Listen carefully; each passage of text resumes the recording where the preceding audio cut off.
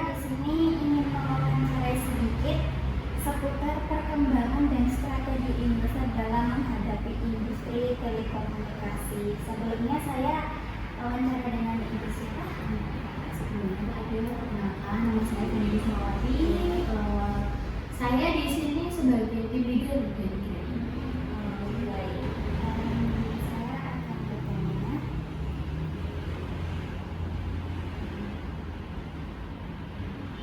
Yang pertama itu, bagaimana strategi Indosat dalam menghadapi persaingan industri telekomunikasi di Indonesia? Saya ulangi ya pertanyaannya, strategi Indosat dalam menghadapi persaingan telekomunikasi di Indonesia ya. Untuk Indosat sendiri itu berfokus pada transformasi digital. Itu nanti kita tuh ada perluasan jaringan juga dan kemitraan strategi. Jadi kita tuh buka franchise juga. Untuk strategi Indosat sendiri. Baik, untuk pertanyaan yang kedua, apa yang menjadi keunggulan kompetitif Indosat dibandingkan dengan kompetitor lainnya? Keunggulan Indosat dibanding kompetitor lainnya ya. Untuk keunggulan kita sendiri itu jangkauan jaringan kita lebih luas. Terus habis itu efisiensi pasca merger itu juga lumayan. Habis itu kita ada layanan digital yang terhubung, kayak kita tuh udah punya SI, terus kita udah punya ada beberapa produk digital yang bisa Untuk inovasi terbaru yang sedang dikembangkan oleh Indosat apa? Untuk pengembangan Indosat saat ini kita udah ada pengembangan sinyal 5G gitu. Terus ada IoT, cloud service dan kita ada punya digital platform. Inovasi terbarunya.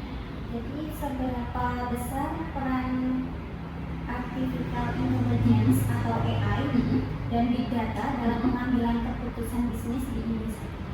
Untuk bahan AI dan big data di Indosat sendiri itu digunakan untuk analisis pelanggan. Kita menggunakan data AI dan big data itu untuk analisis pelanggan. Kalau tentang kepuasan pelanggan juga, kita juga ada pelayanan di Indosat gimana, untuk jaringan Indosat gimana. Habis itu personalisasian layanan itu juga. Terus ada pengambilan keputusan juga. Kita kan tadi yang saya maksud untuk kepuasan pelanggan lain nanti kan kita share lagi antara puas atau tidak puas. Kalau misalnya puas, kita akan stop bertahan atau kita perbaiki lagi. Kalau misalkan ada tidak kesesuaian atau misalkan kurang bagus lah pelayanan dari kita, yang nanti kita akan lanjut menggunakan kayak gini. Jadi bagaimana Anda menjaga motivasi dan semangat kerja tim di tengah persaingan dan perubahan teknologi yang cepat? Untuk Indosat sendiri untuk menjaga motivasi kita dalam tim itu kita melakukan pelatihan. Biasanya kita setiap 1 tahun sekali atau 6 bulan sekali itu kita melakukan pelatihan. Dan nanti biasanya kita melakukan pelatihan di pusat. Kalau nggak di Semarang, di Jakarta, di Surabaya. Itu nanti di daerah yang besar. Pada situ ada apresiasi kinerja. Kita juga masih reward lah kepada pelaku lapangan. Pelaku di Indonesia misalnya kayak Indra, seperti itu, kayak CN, seperti itu. Terus ada juga kita ada budaya kerja kolaboratif. Terus bagaimana Indosat mendukung pengembangan karir bagi generasi muda? Untuk Indosat sendiri ya kita mendukung generasi muda. Kita itu membuka program magang juga, terus ada pelatihan juga, misalkan ada pengembangan tata kepastian juga dialih juga. Habis itu ada jalan menarik sekolah juga, misalnya ada lowongan kita share. Kalau misalkan generasi muda mau join nih, boleh Pak. Jadi untuk meningkatkan upaya perusahaan dalam meningkatkan kualitas SDM dan keterampilan digital karyawan itu seperti apa? Jika upaya kita untuk peningkatan SDM ya, jadi nanti kita bisa melakukan pelatihan digital nih, kan semakin maju digital dan kita. Nah, habis itu kayaknya juga udah masuk di Indonesia kan. Terus nanti kita ada sertifikasi juga, dan kita juga ada kerjasama dengan institusi pendidikan. Jadi mungkin bisa dikatakan.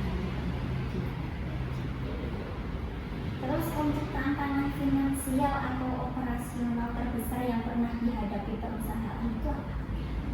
Tantangan finansial ya, kita usaha yang besar itu biaya investasi jaringan